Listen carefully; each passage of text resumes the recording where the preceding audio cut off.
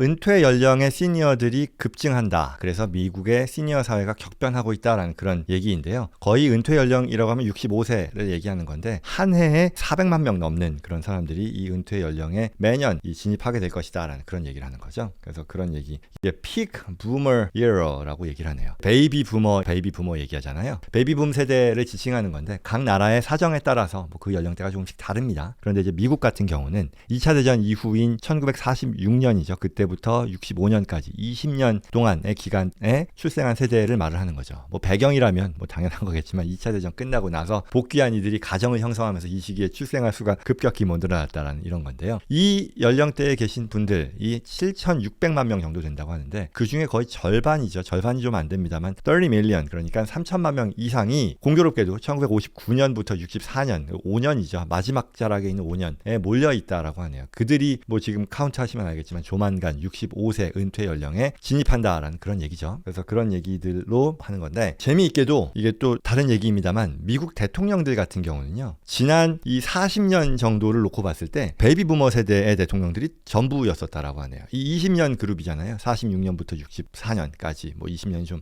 안 되는 건데 요 나이대에 있는 사람들이 지난 40년을 대통령을 했다고 합니다. 가장 젊은 나이에 대통령이 됐었던 사람이 빌 클린턴 대통령인데 1992, 92년이었었잖아요. 그리고 나서 이제 아들 부시 동갑일 겁니다. 그렇게 되죠. 그리고 되고 그 다음에 이제 바락 오바마 대통령은 더 젊어졌었죠. 61년생이었으니까요. 그 다음에 이제 오바마 행정부 8년 지나고 나서 도널드 트럼프가 다시 또 46년생으로 쭉 70대 나이로 취임 선서를 하면서 이제 확 올라갔죠. 그리고 이제 잘 아시는 바대로 그 뒤에 현직 바이든 대통령이 있고 그리고 이제 다음 대선도 어쨌거나 두 분 중에 한 명이 될 테니 그런 맥락에서는 언제까지인가요? 24년 대선이니까 28년, 29년이니까 92년부터 29년 거의 한 40년 가량이 이 20년 베이비 부머 세대의 사람들이 대통령을 한다라는 그런 얘기 또 하고 있네요. 아무튼 원래 내용으로 돌아와서요. 엄청나게 늘어나고 있다라는 것이고요. 그리고 미국에서는 앞서 말씀드린 것처럼 7,600만 명의 베이비 부머들이 은퇴하는 연령이 되면서 사회, 경제, 정치 등 모든 분야에서 격변에 직면하고 있다라는 건데요. 특히 올해부터 2027년까지요. 한 4년간 베이비 부머들의 은퇴가 정점에 달한다는 거죠. 앞서 얘기한 것처럼 매년 400만 명이 넘는 건데 410만 명. 하루 평균으로는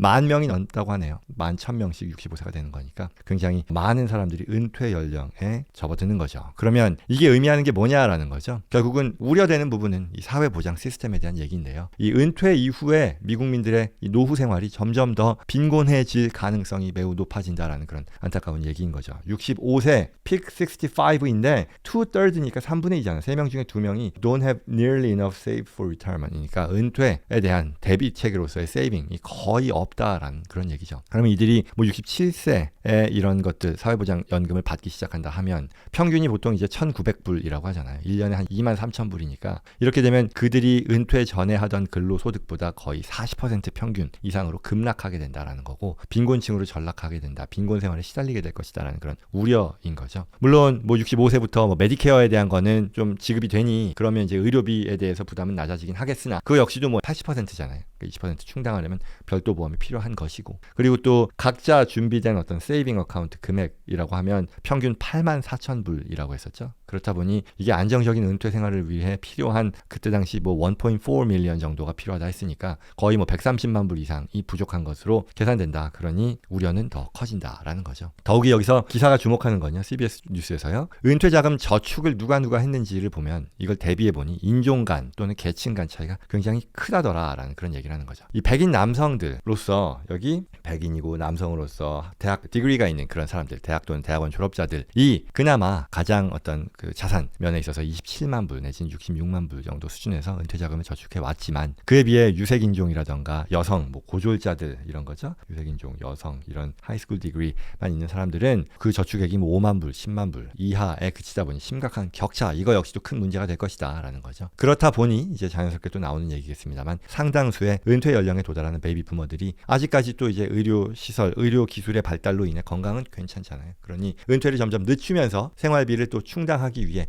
70세 또는 75세까지 계속 일하기를 원하고 이런 방식으로 산업 구조가 재편되는 거 아니겠냐. 그런 얘기를 또 한다라는 거죠. 그래서 이 실버 산업이라고 하잖아요. 미국의 고령화 시기, 고령화 사회가 본격화됨에 따라 미국의 어떤 비즈니스의 상당 부분도 이 시니어들을 위한 산업으로 재편된다. 실버 산업 비율이 점점 더 높아질 것으로 보인다라고 예고하는 것이죠. 그러니 이제 상대적으로 또한 젊은 시니어들이잖아요. 젊은 시니어들이라고 하면 혜택을 보는 그룹일 수도 있겠지만 그들의 노동과 경험을 계속해서 활용할 수 있는 그런 업종 그리고 그런 일자리를 점점 더 확대할 것으로 예상된다. 그런 식으로 어떤 산업 전반적인 영향 미쳐질 것이고 그러한 재편이 이루어질 것이다라는 그런 얘기인 것이고요. 마지막으로 이제 정부 또는 뭐 정치권의 노력도 같이 이어진다라는 그런 얘기인데요. 이거는 뭐 미국 정부, 의회, 정치권에서는 이제 은퇴 생활에 필요한 이런 그런 자금, 사회 보장 제도를 안정시키기 위한 대책 마련에 부심하고 있는데 반해 그럼에도 앞서 말씀드린 것처럼 급격히 지금 은퇴 연령에 들어서는 이 실버 세대의 이 인구수가 늘어나는 거잖아요. 그러니 지금 현재 상황을 놓고 보면 한 7천만 명 이상에게 1조 5천억 불 안팎의 사회보장연금을 지급하고 있고 또 여기에 더 추가로 6,500만 명에게 메디케어를 통해 한 8천억 불 이상의 의료비 토탈 뭐 2조 3천억 불이니까요. 어마어마한 돈이죠. 그런데 말씀드린 것처럼 올해부터 27년까지 65세 도달하는 베이비 부머가 계속 쌓이는 거잖아요. 그리고 또 이제 100세 시대니까 이 고령층은 계속해서 또 이런 혜택을 누려야 되는 그런 상황이니까 결국 사회보장연금, 메디케어 의료비 부담이 갈수록 무거워지다 보니 뭐 여기에 추가로 뭐 시니어들에 대한 주거, 식품보조, 복지예산까지도 눈덩이처럼 쌓이게 되면 이걸 언제까지 어디까지 감당할 수 있겠느냐라는 그런 우려, 적절한 우려겠죠. 그런 내용으로 CBS 뉴스가 특집 보도를 한 거죠. 그래서 결국 뭐 65세 이상으로 늘어나는 그런 시니어들 그리고 그들의 은퇴를 점점 늦추고 직접 사회에 참여하는 방식으로 변화될 것이다라는 그런 어떤 예측, 산업 구조의 변화, 라이프 스타일의 변화에 대한 기사입니다.